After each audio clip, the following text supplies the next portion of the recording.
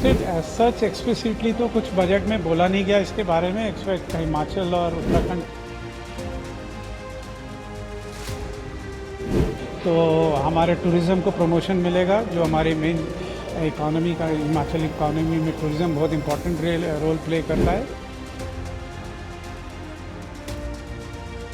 जो हमारे पंजाब और हरियाणा में भी मैं बात करूं, हमारे नेबरिंग स्टेट्स हैं, वहाँ पे काफ़ी इंडस्ट्रियलाइजेशन है।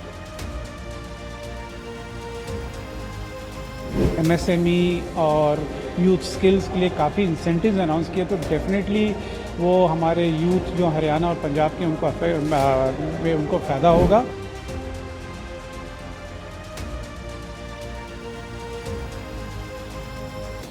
इस बार के आम बजट में उत्तरी क्षेत्र के जो राज्य हैं उनको क्या कुछ मिला है, ये एक बड़ा सवाल है, क्योंकि जहां तक वित्त मंत्री ने बजट पेश करते हुए जो कुछ कहा, उससे यही लगता है कि जो उत्तरी क्षेत्र के जो राज्य हैं, पंजाब, हरियाणा या जम्मू कश्मीर हो गया, या जो नॉर्दर्न स्टेट्स हैं, उनको खास कुछ मिला नहीं है। लेकिन एक विशेषज्ञ जो हैं वो इसको बेहतर तरीके से बता सकते हैं। तो इसीलिए हम नवेश नरूला CII-HP के जो चेयरमैन हैं उनके साथ बात करेंगे। वो हमें बताएंगे कि एग्जैक्टली आखिर क्या कुछ है। सर, PTC न्यूज में आपका स्वागत है। सर, ये बताइए कि हमारे लिए क्या है, यानी नॉर्दर्न स्टेट्स के लिए क्या है? Northern state as such explicitly तो कुछ बजट में बोला नहीं गया इसके बारे में, एक्सपेक्ट हिमाचल और उत्तराखंड का मेंशन किया कि जो हमारे अब पिछले साल बारिशों में काफ़ी नुकसान हुआ था, उसके लिए गवर्नमेंट असिस्टेंस देगी रिहैबिलिटेशन और रिबिल्ड करने के लिए। तो वो दोनों स्टेट्स को इनडायरेक्टली बहुत फ़ायदा होगा कि एक बार इंफ्रास्ट्रक्चर सेटअप हो जाएगा तो हमारे टूरिज्म को प्रमोशन मिलेगा, जो हमारी मेन इकोनॉमी का, हिमाचल इकोनॉमी में टूरिज्म बहुत इंपॉर्टेंट रोल प्ले करता है। एंड रोड्स भी इम्प्रूव होने से हमारा कॉस्ट फ्रेट रैशनलाइजेशन होगा, तो इसका हमें डायरेक्टली फ़ायदा होगा। जहाँ तक बाकी नॉर्दर्न स्टेट्स का है, उन्होंने कुछ बजट में ऐसे मेंशन नहीं किया, बट इन बिटवीन लाइंस, क्योंकि उन्होंने एग्रीकल्चर में काफ़ी रिफॉर्म्स अनाउंस किए हैं। आई एम होपिंग कि Punjab being a fruit ball और पंजाब में एग्रीकल्चर इनकम सबसे ज़्यादा है, तो होपफुली इनडायरेक्टली पंजाब और उससे बेनिफिट होगा इनडायरेक्टली। बाकी जहाँ तक मैं इंडस्ट्रीज़ की बात करूँ, इन्होंने, अगर आप बात करें, बाकी भी इंडिया के काफ़ी स्टेट्स हैं जिनका मेंशन नहीं है, थोड़ा बिहार और आंध्रा में था।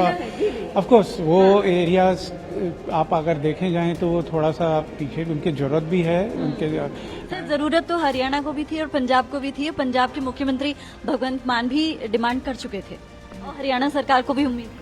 नहीं, ठीक है, पॉलिटिकल पार्ट है वो, उसमें तो मैं कुछ कमेंट नहीं करूंगा, बट आई थिंक सो जो हमारे पंजाब और हरियाणा में भी मैं बात करूं, हमारे नेबरिंग स्टेट्स हैं, वहाँ पे काफ़ी इंडस्ट्रियलाइजेशन है। जैसे इन्होंने, गवर्नमेंट ने MSME और यूथ स्किल्स के लिए काफ़ी इंसेंटिव्स अनाउंस किए, तो डेफिनेटली वो हमारे यूथ जो हरियाणा और पंजाब के उनको फ़ायदा होगा।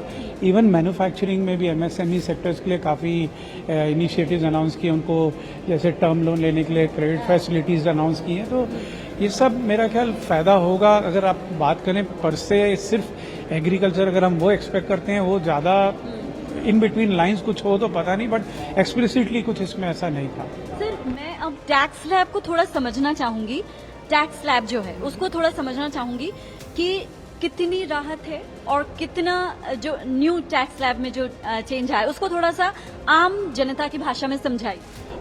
अगेन मैं अभी बहुत जल्दी है मैं इसको समझाने के लिए। जो ऑनरेबल फाइनेंस मिनिस्टर ने जो नए टैक्स रिजीम में कुछ चेंजेस लाए हैं, जिसका वो बोल रहे हैं कि इसका 17,500 रुपये का इफेक्ट आएगा। डिटेल्स तो हमें भी स्टडी करना होगा, बट कई लोग इसमें ओल्ड टैक्स रिजीम में था, उनके लिए इसमें कुछ नहीं है।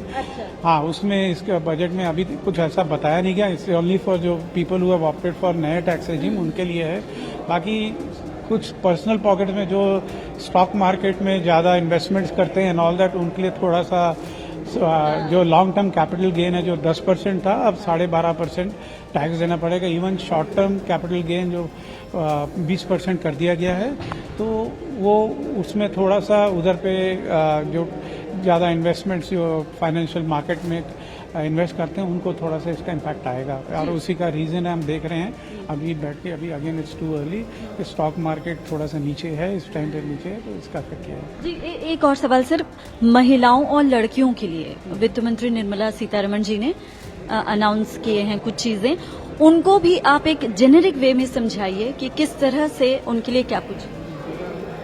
अच्छा दूसरा पॉइंट है, हाँ मैं कर सकता हूँ डेफिनेटली। उन्होंने वुमेन एम्पावरमेंट भी गवर्नमेंट का एक थ्रस्ट सेक्टर था, प्रायोरिटी एरियाज थे, उन्होंने वुमेन एम्पावरमेंट को आपको एम्प्लॉय करने के लिए कुछ कंसेशंस दिए हैं, डिटेल्स अगेन वो रिपोर्ट में है, बट डेफिनेटली बजट में वुमेन एम्पावरमेंट के लिए और कॉर्पोरेट सेक्टर्स को डेफिनेटली इंसेंटिवाइज किया जाएगा गवर्नमेंट की तरफ से कि अगर आप वुमेन एम्पावरमेंट या वुमेन को एम्प्लॉय करेंगे ज़्यादा। सर एक और चीज सर, स्पेसिफिकली अगर हम हरियाणा की बात करें तो हरियाणा का तो जिक्र तक नहीं हुआ है, लेकिन क्या ऐसा है कि कुछ अनाउंसमेंट्स ऐसे हैं जिसका असर कहीं न कहीं हरियाणा की औद्योगिक स्थिति, हरियाणा का जो जनरल इकोनॉमिक स्टेटस है उस पर असर पड़ेगा? मैंने जैसे पहले भी बताया, इनडायरेक्टली देखिए आप गवर्नमेंट ने हरियाणा अपने औद्योगिक डेफिनेटली, बिकॉज आप हरियाणा में देखेंगे ऑटोमोटिव सेक्टर बहुत है, हाँ, और ये टिपिकली सब एमएसएमई में आते हैं, तो एमएसएमई कैटेगरी में गवर्नमेंट ने काफ़ी इनिशिएटिव्स अनाउंस किए हैं, तो आपको डेफिनेटली हरियाणा में इसको इफेक्ट आएगा। यूथ स्किलिंग का इन्होंने काफ़ी इनिशिएटिव दिया है, तो एमएसएमईज को आएगा, तो डेफिनेटली इसका हरियाणा की इंडस्ट्रीज को पॉजिटिव इसका इफेक्ट आएगा। लास्ट क्वेश्चन सर मेरा, कि अगर बजट को हम हरियाणा, पंजाब या नॉर्दर्न स्टेट्स की तरफ से नंबर देना चाहें तो 10 में से आप कितना नंबर देंगे? कितना मिला है? बहुत मुश्किल क्वेश्चन है। लास्ट में एक ऐसा बनना चाहिए कि नॉर्दर्न स्टेट्स के लिए आप कितना नंबर देंगे? नहीं, मेरे को आपसे पूछना चाहिए आपकी एक्सपेक्टेशन क्या थी, जो आप जिसके लिए आप मेरे को। मेरी एक्सपेक्टेशंस, मैं जनता की आवाज हूँ और मैं जनता की जो उम्मीदें थी, जो हाँ नंबर देना मुश्किल है, फिर बट एक बट tentative मतलब बता दीजिए, देयर इज 10 नो, मैं नंबर नहीं दे, बट आपको मैं यही बता रहा हूँ कि जो गवर्नमेंट ने इनिशिएटिव्स अनाउंस किए हैं एमएसएमईज, यूथ स्किलिंग, एग्रीकल्चर में, ये ओवरऑल बेनिफिट करेगा। ठीक है, हरियाणा का नाम नहीं है, पंजाब का नाम नहीं है, बट वैसे ही आप देखेंगे तो गुजरात भी नहीं है, महाराष्ट्र भी नहीं है, किसी का भी नाम नहीं है, वो स्टेट्स भी नहीं है। So it is inclusive growth के लिए ऑनरेबल फाइनेंस मिनिस्टर ने जो पॉलिसीज अनाउंस की है, डेफिनेटली सब स्टेट्स को इसका इम्पैक्ट आएगा, पॉजिटिव इम्पैक्ट आएगा। जी जी, बहुत बहुत शुक्रिया। Thank you very much. तो ये थे सीआईआई हिमाचल के चेयरमैन नवेश नरूला जी, जिन्होंने कहीं न कहीं ये बताया कि हर वर्ग को, हर सेक्टर को कुछ न कुछ जरूर मिला है, लेकिन ये स्टडी की बात है, क्योंकि अब विशेषज्ञ जो हैं इस पर स्टडी करेंगे, इसके बाद चीजें और साफ होंगी, मे भी कुछ घंटों बाद, कि एक्चुअली किस सेक्टर को कितना और किस सेक्टर में कितना नफा नुकसान हुआ है।